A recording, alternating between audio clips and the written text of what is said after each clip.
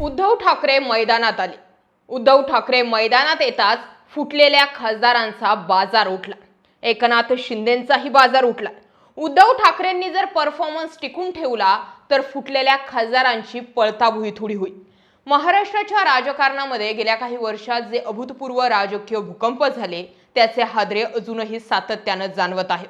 नुकतंच operation tiger अंतर्गत ठाकरे गटाच्या 9 पैकी तब्बल 6 लोकसभा खासदारांनी उपमुख्यमंत्री एकनाथ शिंदे यांच्या शिवसेनेत अधिकृत प्रवेश केलाय।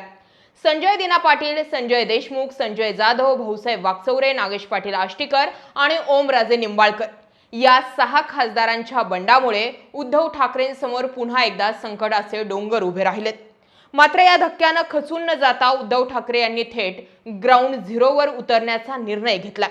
ठाकरेंनी या बंडखोर खासदारांच्या मतदारसंघांमध्ये आपला मोर्चा वळवलाय। वाशिम, यवतमाळ, हिंगोली, परभणी, धाराशिव, शिर्डी आणि ईशान्य मुंबईत ठाकरेंनी आपल्या सभा लावल्या। कालपासून सुरू झालेल्या या सभा सध्या महाराष्ट्रात ट्रेंडिंगचा विषय। या ठिकाणच्या नेत्यांनी जरी पक्षांतर केलं असलं तरी तळागाळातील सामान्य शिवसैनिक आणि मतदार अजूनही ठाकरेंसोबतच आहे हे त्यांच्या दौऱ्यातून दिसून येतंय। हे उद्धव ठाकरेंच्या सभांना मिळणाऱ्या प्रतिसादावरून सुद्धा स्पष्ट होतंय। नागपूर विमानतळावर त्यांच्या स्वागतासाठी झालेली गर्दी पाहता अजूनही सामान्य शिवसैनिक त्यांच्या पाठीशी उभं असल्याचं दिसून आलंय।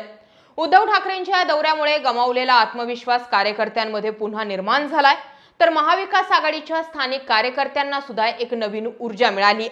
आता ठाकरेंनी हा परफॉर्मन्स टिकवणं गरजेचं आहे। बंडखोर नेत्यांच्या स्वतःच्या बालेकिल्ल्यात जाऊन त्यांना थेट आव्हान दिल्यामुळे आता हे खासदार घाबरलेत हे मान्य करून चालावं लागेल। ओमराजे निंबाळकर असतील किंवा मग तिकडे संजय जाधव असतील, सर्वांना सध्या घाम फुटलाय।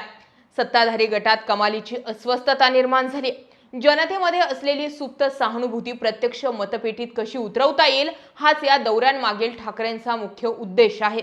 या संपूर्ण संघर्षामध्ये उद्धव ठाकरे यांची पुढची रणनीती अत्यंत आक्रमक, नियोजनबद्ध आणि थेट असल्याचं स्पष्ट जाणवतंय। प्रत्येक जाहीर सभेत ते गद्दार विरुद्ध एकनिष्ठ असा थेट सामना जनतेसमोर मांडत आहे।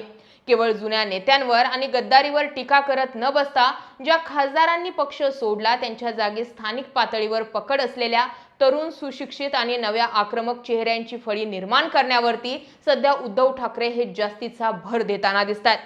भाजपच्या हिंदुत्वाच्या राजकारणाला शह देण्यासाठी ते बाळासाहेब ठाकरेंचे मूळ सर्वसमावेशक हिंदुत्व आणि मराठी माणूस विरुद्ध दिल्लीचे उपरे या मुद्द्यांना अधिक आक्रमक पद्धतीने मांडताना दिसतात।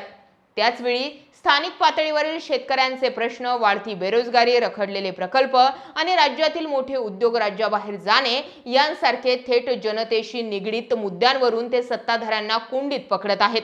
ही रणनीती केवळ तात्कालिक निवडणुकांपुरती मर्यादित नसून पक्षाची पाळेमुळे पुन्हा घट्ट रोवण्यासाठी आखली गेली आहे। या सर्व घडामोडींचा विचार करता याचा मोठा परिणाम हा 2029च्या लोकसभा निवडणुकीमध्ये पाहायला मिळण्याची दाट शक्यता आहे।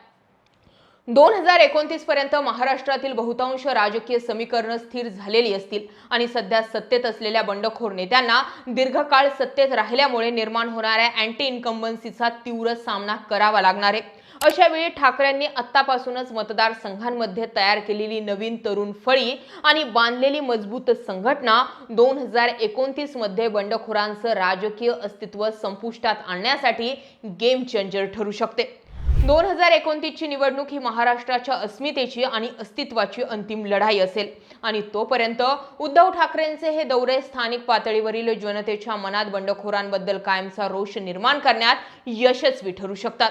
दुसरीकडे खासदारांच्या बंडखोरीनंतर आता उद्धव ठाकरेंसमोर सर्वात मोठं आणि तातडीचं आव्हान म्हणजे आपल्या शिल्लक राहिलेल्या आमदारांना पक्षात टिकवून ठेवणं आहे। खासदार फोडल्यानंतर शिंदेंचं नेक्स्ट मिशन आमदार आहे। राजकीय वर्तुळात या 14 आमदारांच्या संभाव्य बंडखोरीच्या चर्चा वारंवार घडवून आणल्या जात असताना ठाकरेंची अत्यंत सावध आणि तितकाच हुशारीचा पवित्रा दिसतोय। आमदार टिकवण्यासाठी त्यांनी प्रामुख्याने पर्सनल टचचा मार्ग अवलंबलाय। मातोश्रीवरून थेट प्रत्येक आमदाराशी वैयक्तिक पातळीवर संपर्क ठेवून त्यांच्या मतदारसंघातील अडचणी सोडवल्या जात आहेत की नाही या संदर्भातील माहिती घेतली। जे आमदार या कठीण आणि कसोटीच्या प्रसंगात पक्षासोबत एकनिष्ठ राहिले त्यांना आगामी निवडणुकांमध्ये उमेदवारीची 100% शाश्वती दिली जात आहे। तसेच त्यांच्या सुरक्षिततेसाठी आणि विजयासाठी पक्षाची संपूर्ण ताकद आणि आर्थिक रसद लावली जाईल असा विश्वास सुद्धा दिला जात असल्याचं बोललं जातंय। या सगळ्या राजकीय पर्यायांसोबतच ठाकरेंनी एक नवा आणि अत्यंत प्रभावी हुकमी एक्का बाहेर काढला, तो म्हणजे जनतेचा दबाव। सध्या जिथं जिथं ठाकरे सभा घेतायत तिथं ते बंडखोरांना पर्याय म्हणून नवीन फळी निर्माण करतायत। वाशिमला झालेल्या सभेत त्यांनी एक अत्यंत महत्त्वाचं आवाहन केलंय। या गद्दारांमुळे पक्षातील जे कोणी नाराज नेते इतरत्र गेले असतील त्यांना पुन्हा पक्षात येण्याची हाक उद्धव ठाकरेंनी दिली आहे आणि हाच गेम चेंजर प्लॅन भविष्यात बंडखोरांची डोकेदुखी ठरणार आहे। बंडखोर खासदारांमुळे पक्षातील अनेक निष्ठावंत पदाधिकारी नाराज होऊन इतर पक्षात गेलेत किंवा त्यांनी पक्षाचं काम करणं थांबवलंय। अशांना उद्धव ठाकरेंनी साथ घालत पुन्हा पक्षात येण्याचं आवाहन केलंय। उद्धव ठाकरेंनी केलेले हे आवाहन भविष्यातल्या नवीन नेत्यांना जन्म घालणारं ठरणार आहे। उद्धव ठाकरेंच्या या आवाहनाला किती प्रतिसाद मिळतोय हे नंतर समजेलच, परंतु सध्या ठाकरेंनी एक पाऊल मागे येत पक्षाला पुन्हा नवी उभारी देण्यासाठी प्लॅन बी तयार करून ठेवल्याचे यातून स्पष्टपणे दिसतंय। बंडखोर खासदार आणि सत्ताधाऱ्यांच्या फोडाफोडीला कंटाळलेल्या जनतेच्या या संभाव्य तीव्र रोषाची भीती बंडाच्या उंबरठ्यावर असलेल्या आमदारांच्या मनात असल्यामुळे बंडखोरीचा सध्या विचार करणारे आमदार आता 10 वेळा विचार करतात। ओमराजे निंबाळकर किंवा आष्टीकर यांच्याबाबत जो जनतेचा रोष दिसून आलाय त्या रोषाचा सामना या आमदारांना करावा लागेल। शिवाय कायदेशीर आघाडीवरही अनिल देसाई यांच्या माध्यमातून लोकसभा अध्यक्ष आणि विधानसभा अध्यक्षांकडे पक्षांतर बंदी कायद्याचा कडक वापर आणि विधिमंडळातील व्हीपच्या माध्यमातून आमदारांना तांत्रिकदृष्ट्या बांधून ठेवण्याचं मजबूत कायदेशीर पर्याय ठाकरेंसोबत असलेल्या तज्ज्ञांच्या टीमने सज्ज ठेवला असल्याची माहिती आहे। थोडक्यात या सगळ्या गोष्टींबाबत जर सांगायचं ठरलं तर उद्धव ठाकरेंचा हा संघर्ष केवळ स्वतःचं अस्तित्व सिद्ध करण्याचा नसून बाळासाहेबांची शिवसेना पुन्हा जिवंत ठेवण्याचा। खासदार गेले तरी आमदार टिकवणं आणि संघटना पुन्हा शून्यातून उभी करणं हे ठाकरेंसमोरील मोठं आव्हान असलं तरी ते सध्या अत्यंत मजबूतीने आणि धैर्यानं मैदानात लढताना दिसतात।